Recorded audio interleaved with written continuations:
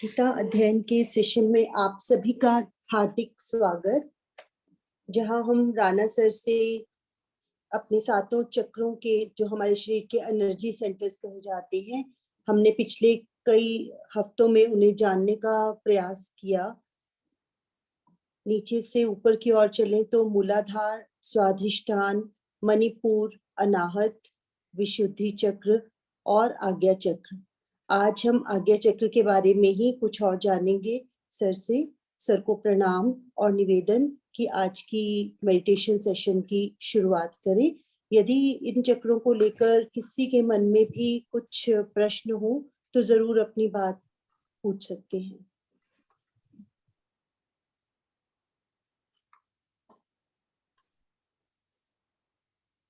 ओम अस्तो मा सद्गमय तमसो मा ज्योतिर्गमय मृत्योर्मामृतं गमय। ओम शांति शांति शांति।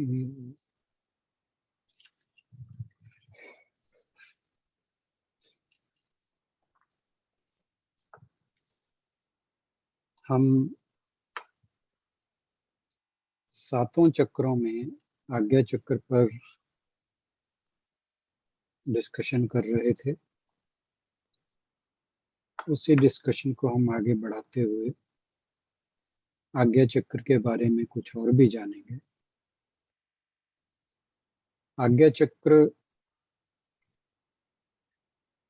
शुद्ध मन का स्थान है। जब मन प्यूरिफाई हो जाता है तो वह आज्ञा चक्र में स्थित हो जाता है, और आज्ञा चक्र पर जब मन स्थित होता है तो उसकी जो चंचलता है, इधर उधर भटकना है, वो खत्म हो जाती है। जो इंद्रियों से आसक्ति है वो भी धीरे धीरे जाती रहती है, और मन जो है वो हायर कॉन्शियसनेस को पाने का एक उपकरण बन जाता है इस अवस्था में। ये समझने वाली बात है। तो इसलिए ये चक्र का जागृत होना बहुत जरूरी है, क्योंकि जब ये चक्र जागृत होता है तो मनुष्य में प्रज्ञा विकसित होती है, और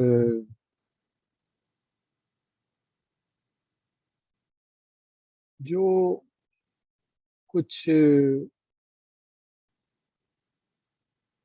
ऐसी शक्तियां जो एक साधारण मनुष्य को नहीं दिखाई देती, आज्ञा चक्र विकसित होने पर वो मनुष्य को सिद्धियां या शक्तियां प्राप्त होने लगती हैं। हालांकि जो हमारे ऋषि मुनि हैं उनका ये मत था कि इन सिद्धियों के चक्कर में नहीं पड़ना चाहिए।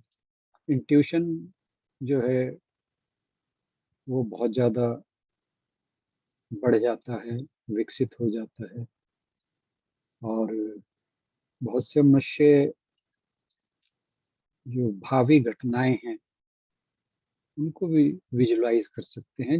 ये सारे जो इस तरह की सामर्थ्य है वो उन्हीं व्यक्तियों में ज्यादा होता है जिनका आज्ञा चक्र विकसित होता है।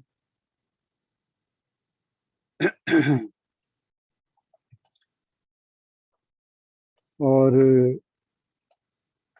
आज्ञा चक्र जब विकसित हो जाता है तो कुछ चीजें हमें अपने आप से पता लगने लगती हैं, बिना किसी प्रयास के।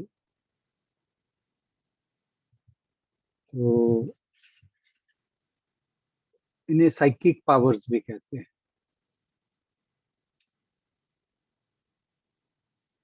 आज्ञा चक्र विकसित होने पर एक व्यक्ति दूर स्थान की चीजों को भी विजुलाइज कर सकता है।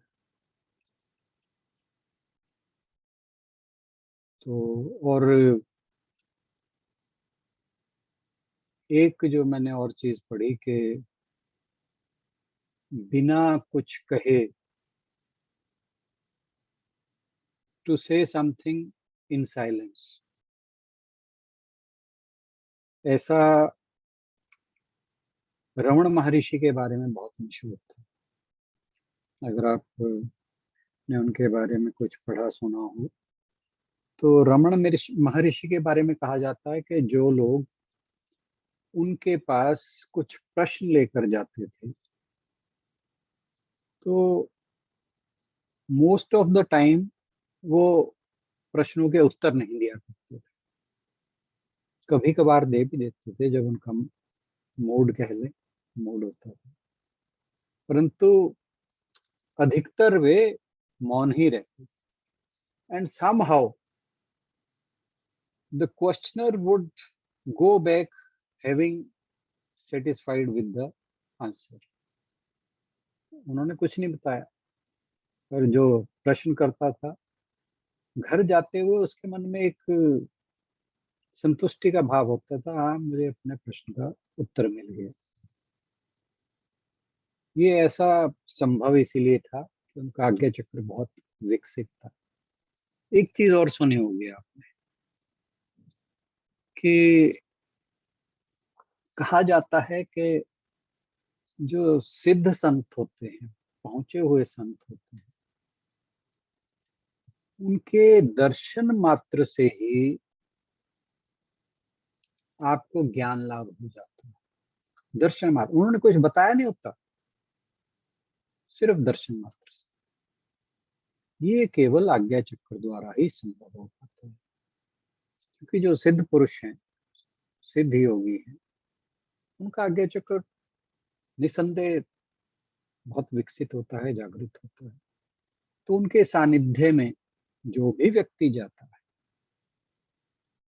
तो उनके दिव्य ज्ञान का प्रकाश ऑटोमेटिकली जो है वो सूक्ष्म रूप से जो भी उनके सानिध्य में जाता है अपने आप वो ट्रांसफर हो जाता है। ये सिद्ध योगियों की जो सानिध्य की बहुत बड़ी एक विशेषता है। इसलिए कहा जाता है कि जब भी आपको मौका मिले तो जो सिद्ध पुरुष हैं, अब आजकल सिद्ध पुरुष ढूंढना इतना आसान नहीं है, ये भी बड़े मजे की बात है कि जो अपने आप को सिद्ध कहते हैं वो ढोंगी हैं, और जो नहीं कहते उनका पता नहीं लगता। तो ये बड़ी समस्या है। तो सिद्ध पुरुष को ढूंढना ही एक अपने आप में बड़ा प्रोजेक्ट है, परंतु अगर कहीं पता लगे तो ऐसे व्यक्तियों का सानिध्य जरूर प्राप्त करना चाहिए।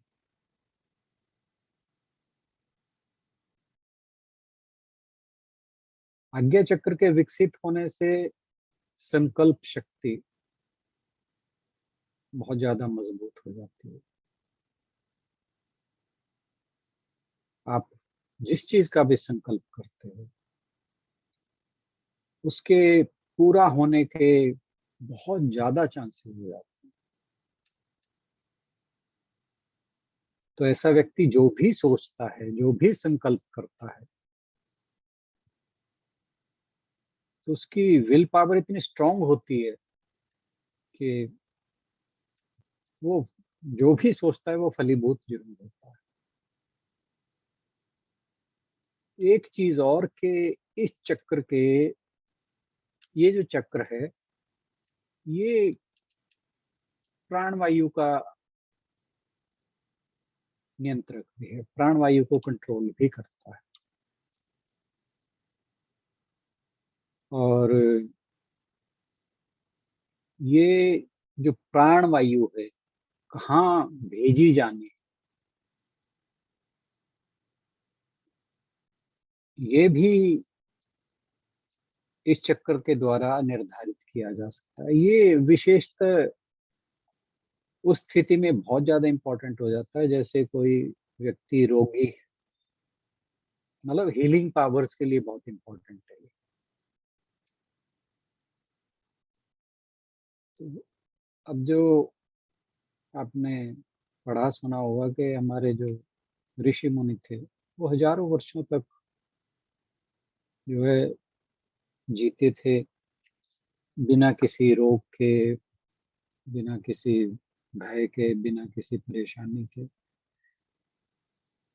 तो अगर कभी कहीं कोई रोग हो जाता था तो आज्ञा चक्र की हेल्प से जो प्राणवायु थी वो रोग ग्रस्त क्षेत्र पर भेजकर उसे स्वयं ही ठीक कर लेते थे। तो आज्ञा चक्र की एक ये बड़ी विशेषता है। और आज्ञा चक्र पर क्योंकि ईड़ा और पिंगला मिलती हैं और आपस में मर्ज कर जाती हैं, फिर वहां से एक होकर वो सहस्रार चक्र तक जाती है। तो जो द्वंद्व हैं वो उनमें समन्वय हो जाता है। जितने भी सांसारिक द्वंद्व हैं उनमें समन्वय मतलब समता का भाव विकसित हो जाता है। वो दोनों परेशान नहीं करते हैं, सुख दुख जैसे लाभ हानि वगैरह। तो जो एनर्जी का फ्लो है यहाँ से वो सुषुम्ना के थ्रू होने लगता है। और इस चक्र के बाद जिसका ये चक्र विकसित हो जाता है वो एक दृष्टा भाव में रहने लगता है, साक्षी भाव में। यानी उसे अपने आत्म स्वरूप का पता लगना शुरू हो जाता है। और जब ये चक्कर जग जाता है तो जो व्यक्ति है वो एक वास्तविक कर्मयोगी बन जाता है। यानी संसार में रहते हुए वो जो भी कर्म करता है वो एक कर्मयोगी का कर्म होगा। कर्मयोगी के कर्म क्या होते हैं ये हम बहुत अच्छे से अभी तक पढ़ भी चुके हैं और आगे भी थर्ड चैप्टर है उसमें पढ़ भी रहे हैं। तो ये चीजें बहुत अच्छे से क्लियर होती जाएंगी हमें। और मैं मेरा मानना है कि काफी चीजें क्लियर हो भी चुकी हैं। तो जो जीवन के उतार चढ़ाव है, जिसे हम कहते हैं roller coaster ride is life, तो वो भी परेशान नहीं करते। वो मनुष्य उनको टेक इन स्ट्राइड।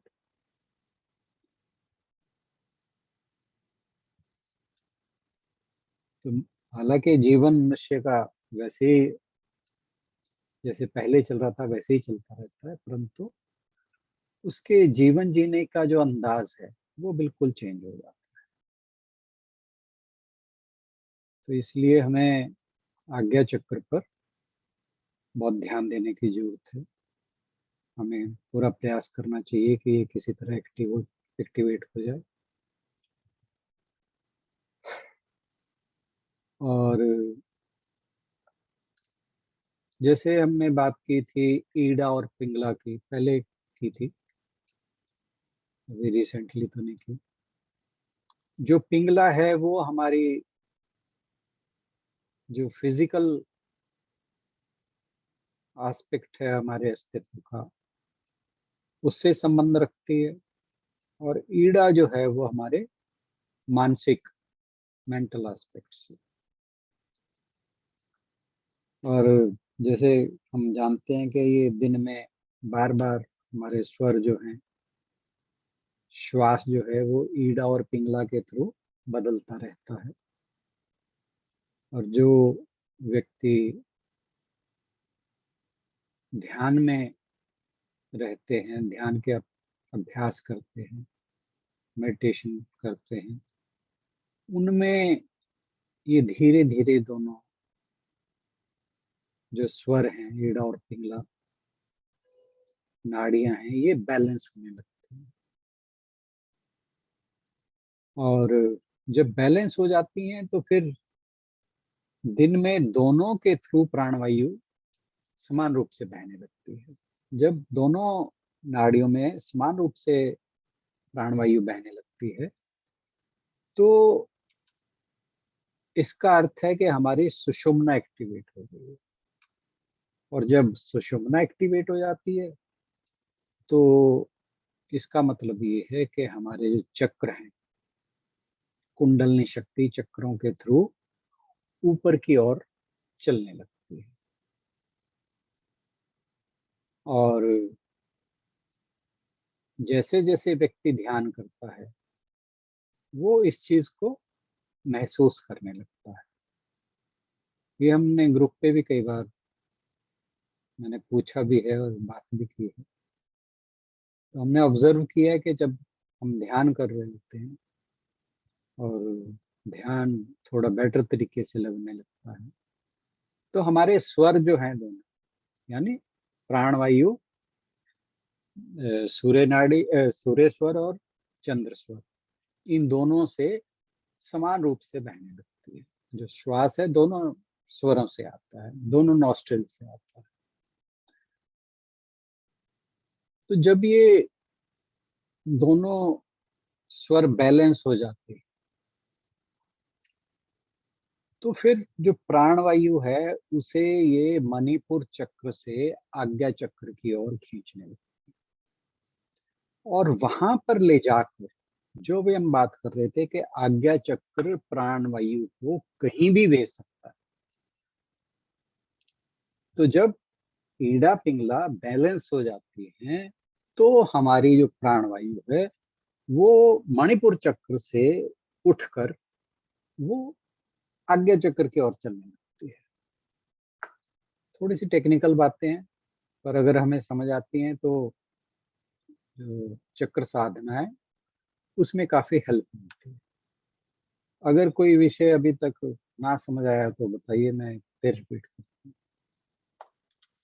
वैसे मैंने कोशिश की है कि जितना सिंप्लीफाई हो सके उतना।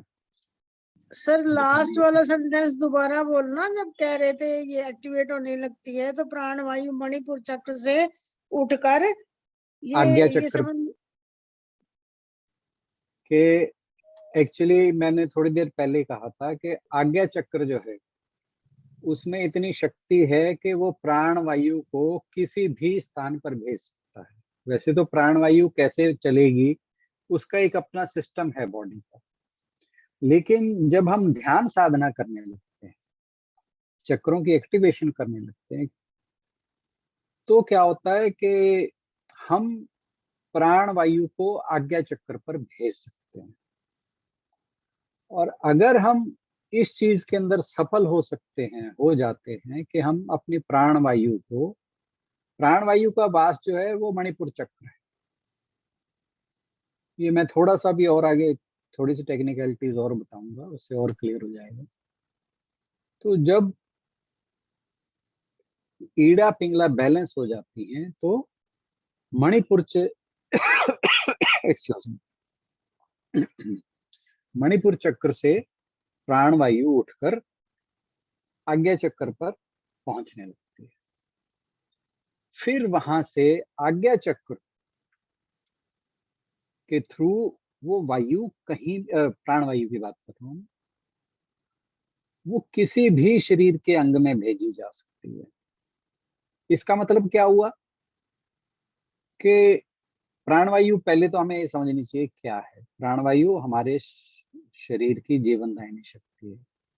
अब सपोज कीजिए हमारे शरीर का कोई अंग जो है, बॉडी का कोई पार्ट जो है वो तकलीफ में है, अफेक्टेड है, कुछ वहां पर दिक्कत है,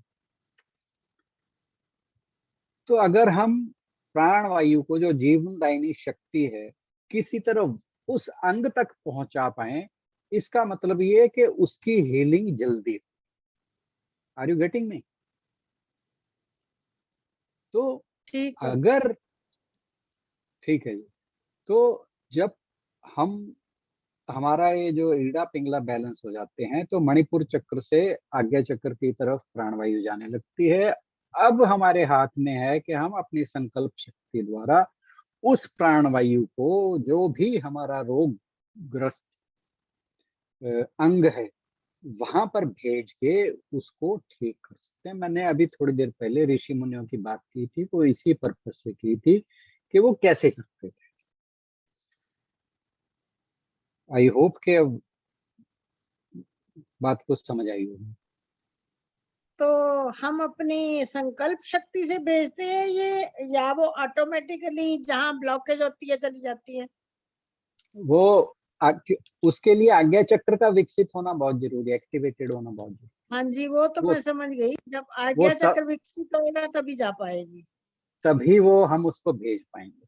फिर हम हमारी संकल्प शक्ति बढ़ जाती है ना, विल पावर बढ़ जाती है। आज्ञा चक्र हमारा एक्टिवेट है, प्राणवायु वहां पहुंच गई, फिर उस प्राणवायु को हम कहीं भी भेज सकते हैं, शरीर के किसी भी अफेक्टेड पार्ट में भेज सकते हैं। ठीक है जी। ठीक है।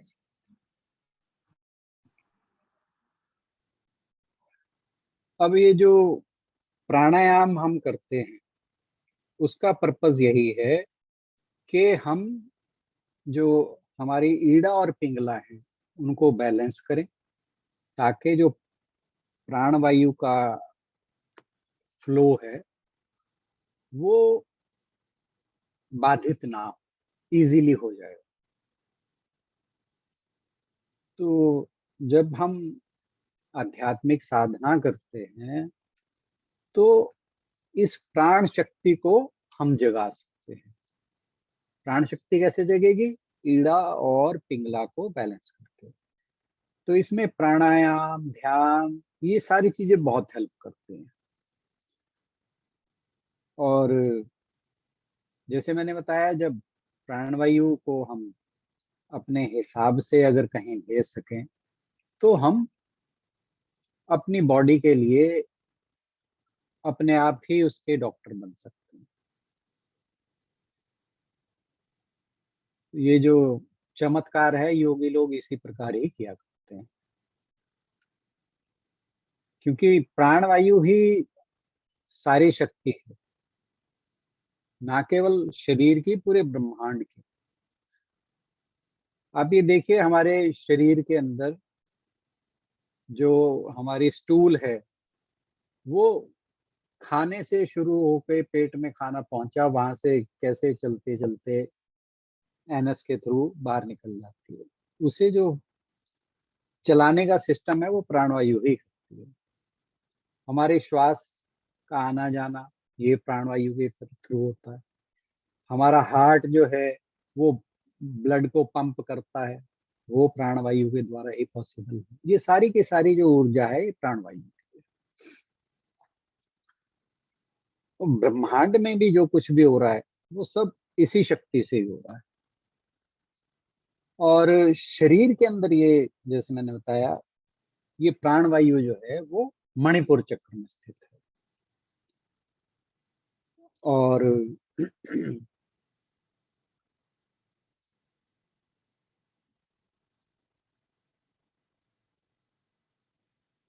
इसको हम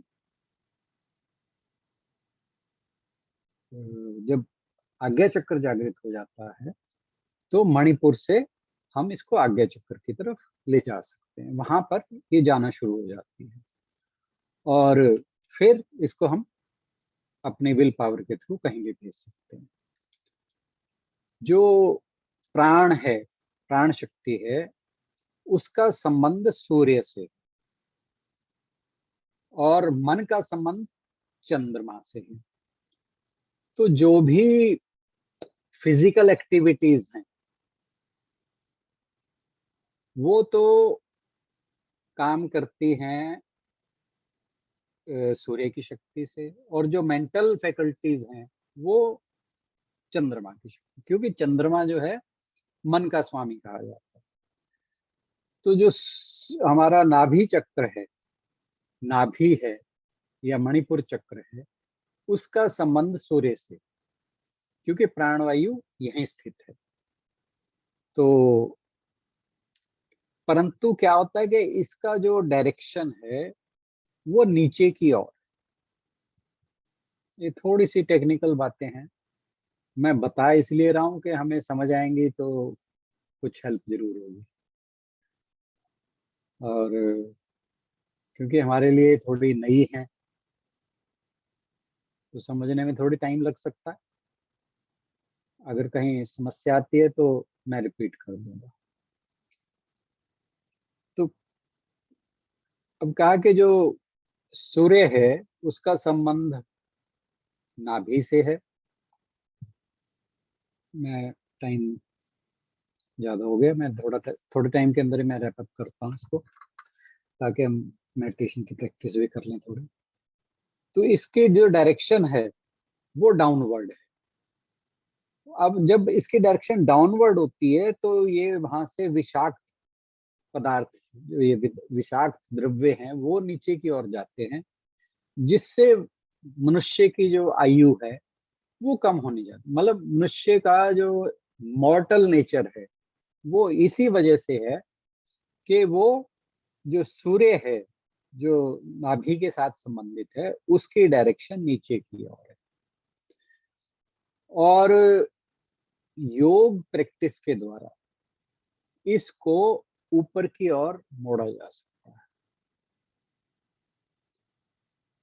और जो हमारा विशुद्धि चक्र है वहां से एक सोम रस निकलता है, अमृत रस कहते हैं उसको, नेक्टार कहते हैं इंग्लिश में, और वो आज्ञा चक्र की ओर जाता है। अब अगर वो जो सोम रस है विशुद्धि चक्र पर अगर उसकी डायरेक्शन नीचे की हो तो वो जाकर इसके साथ मिल जाएगा जो सूर्य है और वो खत्म हो जाता है। अगर वो उसकी डायरेक्शन भी ऊपर की ओर हो तो वो आज्ञा चक्र पे चला जाता है, और फिर जैसे मैंने बताया वो वहां से बॉडी के किसी भी पार्ट में भेजा जा सकता है। तो हमारा जो उद्देश्य है, लक्ष्य है, वो ये होना चाहिए कि ये जो विशुद्धि चक्र से सोमरस और नाभि पे जो सूर्य है इनकी डायरेक्शन ऊपर की ओर हो। क्योंकि जब इनकी डायरेक्शन ऊपर की ओर होगी, अब जो सूर्य की डायरेक्शन नीचे की ओर है तो वो विषाक्त पदार्थ जो है नीचे की ओर छोड़ेगा और उससे व्यक्ति की उम्र कम होती चली जाती है। मतलब मनुष्य के मरने का एक ये बहुत बड़ा कारण है। तो अगर इसकी डायरेक्शन को ऊपर कर लिया जाए तो फिर क्या होगा, फिर व्यक्ति की आयु जो है बढ़ती जाती है। तो ऋषि मुनि हमारे इसी तरह ही किया करते थे। और योग की हेल्प से हमें योग का मतलब क्या है कि ईड़ा पिंगला को बैलेंस करना। तो फिर जो विशुद्धि चक्र से सोमरस निकलता है वो भी आज्ञा चक्र की तरफ जाएगा। सूर्य की डायरेक्शन जो नाभि पे रहता है वो ऊपर की ओर हो जाएगी। तो वहां से फिर क्या होगा, जो विषाक्त विषाक्त पदार्थ हैं, विषैले द्रव्य हैं, वो नीचे की ओर नहीं जाएंगे। तो इस तरह से व्यक्ति जो हमारे ऋषि मुनि थे वो अपनी आयु बढ़ा लिया करते थे। इसीलिए कहा जाता है कि ऋषि मुनि हजारों साल तक जीते रहते थे। तो ये जो कुछ बातें थी मुझे मेरी जानकारी में आई तो मैंने आपसे शेयर करना जरूरी समझा। तो अब हम सीधे मेडिटेशन की ओर चलते हैं। हाँ, कुछ अत्यंत वैसे तो सर आप हाँ कह जी, रहे हैं ना विषाद द्रव्य नीचे की ओर जाते हैं, तो वो तो नीचे निकलनी चाहिए, बाहर आउट नहीं होने चाहिए। हाँ जी, वो बॉडी से विषैले द्रव्य आउट नहीं होने चाहिए। नहीं वो आप उसको कहीं और ले जा रहे हो बात को। अच्छा। मतलब जो हमारे आप जो पाचन क्रिया है उसके साथ रिलेट करते हो, पाचन क्रिया के साथ उसका कोई संबंध नहीं। वो एक फिजिकल प्रोसेस है और ये एक वर्चुअल प्रोसेस कह लो। ये सूक्ष्म तरीके से हो रहा है, वो स्थूल तरीके से हो रहा है। जिसकी बात आप कर रहे हो वो एक स्थूल प्रोसेस है, ग्रॉस प्रोसेस, कि हमारे हम जो कुछ खाते हैं वो जो हाँ उससे जी। ब्लड वगैरह या और जो जूसेस हैं वो निकल के वो हमारे बॉडी में डिस्ट्रीब्यूट होते हैं और जो हमारा वेस्ट वो है मटेरियल वो यूरिन के थ्रू और स्टूल के थ्रू बाहर निकल जाते हैं। हाँ ठीक जी। है ना, आप उसके साथ रिलेट कर रहे हो। हम्म तो ये दोनों चीजें अलग अलग, हम्म ये स्थूल रूप में हो रहा है, वो सूक्ष्म रूप में हो रहा है। ठीक है सर। अत्यंत गूढ़ बातें सर ने आज हम सबके साथ शेयर की हैं। जब हम सब जाते हैं मेडिटेशन के लिए, लेकिन कभी भी हमने वाय शायद यहाँ पर नहीं लगाया, और बातों में हम वाय जरूर लगाते हैं कि ऐसा हमारे साथ क्यों हो रहा है, लेकिन मेडिटेशन की ये प्रक्रिया हमारे लिए क्यों इतनी उपयोगी है और उसका कैसे हमारे शरीर पर क्या असर पड़ता है, वो आज हमें सर से जानने को मिला। बहुत ही सिंपल वे में सर ने समझाने का प्रयास किया है, हालांकि हमें कई बार इसे सुनना पड़ेगा ताकि टेक्निकली जो सर ने समझाया वो अच्छे से हमें समझ में आए। 10वें अध्याय में जब बच्चों को पढ़ा रहे हैं तो उसमें यही कहा उन्होंने कि जब नॉलेज आती है तो श्रद्धा भी बढ़ती है, और जैसे जैसे हमें किसी चीज का ज्ञान मिलता है कि इसकी कितनी इम्पोर्टेंस है हमारे लिए, केवल बैठकर ओम का जाप कर लेना उल्टे सीधे तरीके से मेडिटेशन नहीं कहलाएगा, उसको कैसे हमने अपने क्या इंपॉर्टेंस है चक्रों की और क्या हमें लाभ मिलने वाला है, कैसे करना है, सर ने बहुत ही अच्छे से आज समझाया है। यदि किसी का कोई भी क्वेश्चन हो तो जरूर ले सकते हैं, अदरवाइज हम आज के मेडिटेशन सेशन की ओर बढ़ेंगे। सर का आज के सेशन के लिए, इस आज का ज्ञान के लिए बहुत बहुत धन्यवाद जी। Thank you so much. हालांकि ये ज्ञान मेरे लिए भी नया ही था। तो आशु, आज की रिकॉर्डिंग गीता ग्रुप में चाहे कल डालना चाहे जब आज